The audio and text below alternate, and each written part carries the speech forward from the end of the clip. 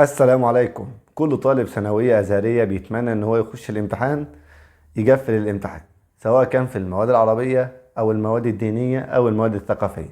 وعشان كده إن شاء الله تعالى هنعمل سلسلة من الفيديوهات على رأسهم الفيديو ده بعنوان إزاي تقفل.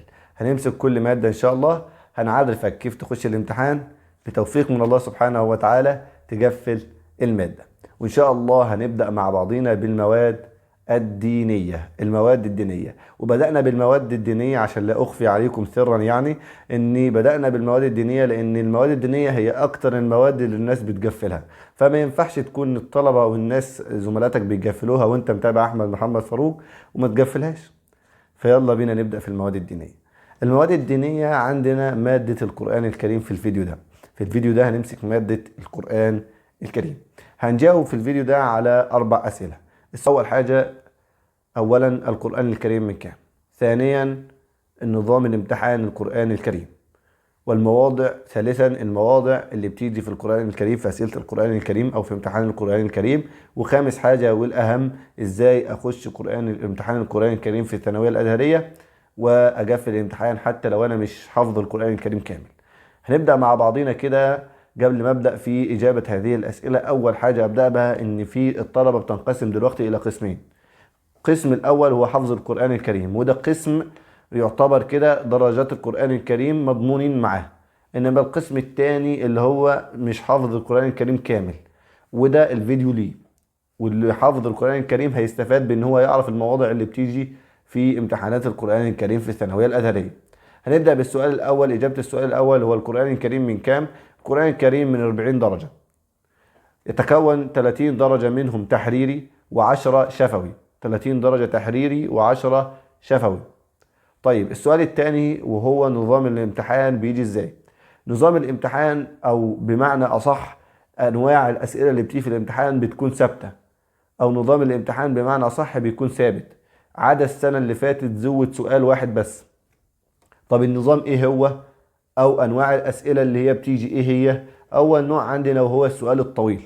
بمعنى ايه؟ بمعنى سؤال بتكتب فيه كتير، فانا سميته السؤال الطويل. السؤال ده بيتكون من 3 اركان، او بيجيبه لك في 3 نقط.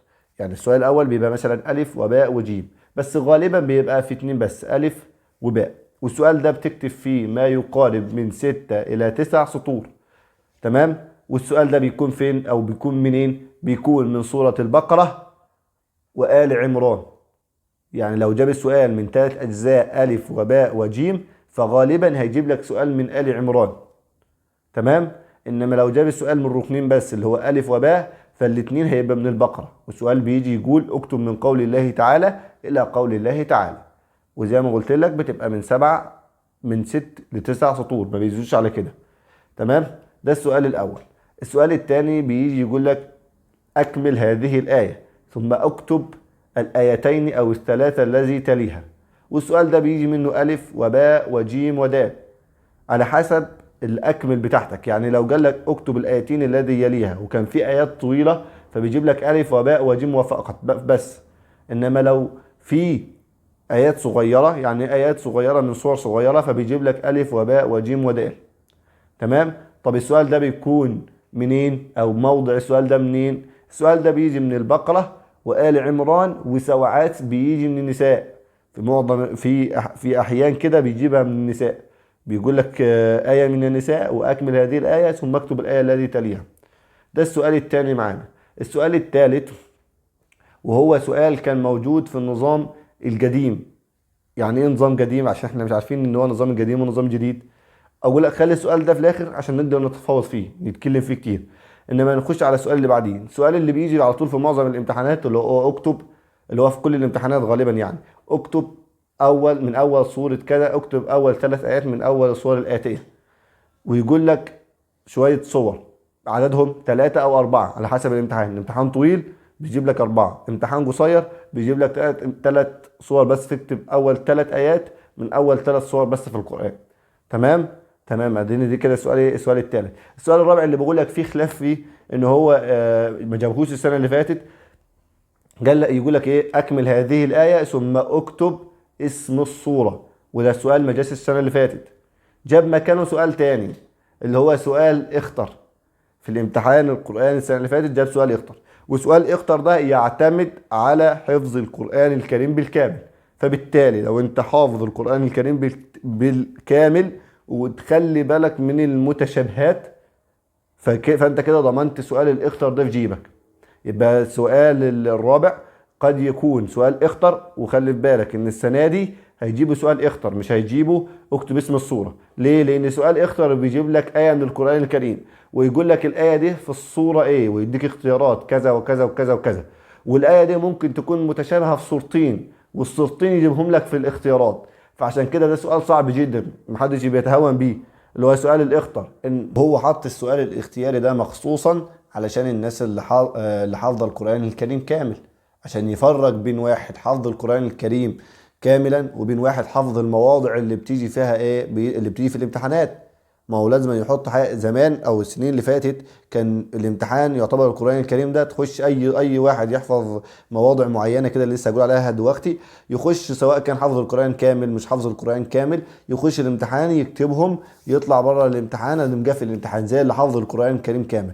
انما جه السنه اللي فاتت وحط السؤال الاختياري. السؤال الاختيارات ده بيفرق فعلا بين ان واحد حافظ القران الكريم وبين ان واحد كله على بعضيه وعارف المتشابهات اللي فيه، وبين واحد مش حافظ القران الكريم. ليه؟ لان في سؤال الاختيارات بيجيب لك ايه، يقول لك ايه، يقول لك الايه دي مثلا، يقول لك الايه دي في الصوره ايه. في ناس تقول ده سهله، انا ده انا معايا ايه ومعايا اختيارات صور، بس ممكن يجيب لك الايه ده متشابهه في الصورتين مثلا او ثلاثه كمان، ويجيب لك الثلاث صور في الاختيارات.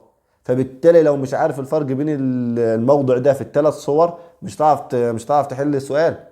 فبالتالي الناس اللي مش حافظه القرآن كامل بصراحه ما اضمنلكش ان انت تحل الامتحان ده، الا لو حليته بطريقه كده ولا كده، يعني ملناش دعوه، او حليته كده سؤال كنت او نقطه كنت عارفه. هو السؤال ده اصلا بيجي تقريبا 5 نقاط، او حليت نقطه كده سمعت من حد قبل كده ولا حاجه بيقول ولا كده، فهتحل نقطه او اتنين. لكن ما اضمنش خالص للي مش حافظ القران كامل ان هو يحل سؤال الاختياري كامل.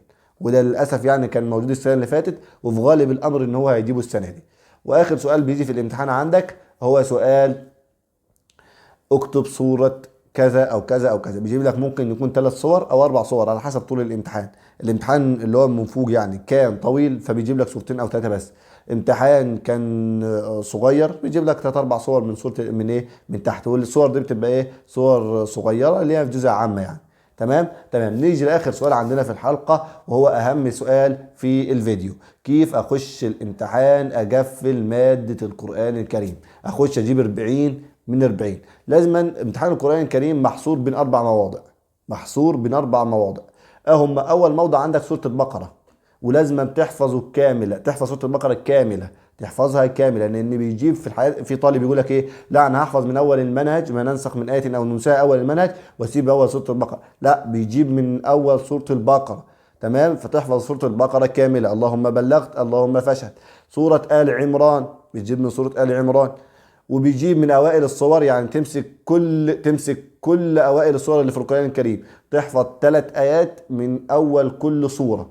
تحفظ 3 ايات من اول كل صورة. تمام. وبعد كده اخر حاجة عندنا اللي هو جزء عامة زي ما قلت، اللي هو الجزء الاخير، علشان بيقول لك اكتب سورة كذا واكتب سورة كذا واكتب سورة كذا. تمام. يبقى المواضع اللي بيجي فيهم تاني اهو، المواضع اللي بيجي في الامتحان سورة البقرة، سورة آل عمران. ولو عندك وقت، انا بتكلم دي في قاعد شهر بس على الامتحان، لو عندك وقت حاول تراجع سورة النساء.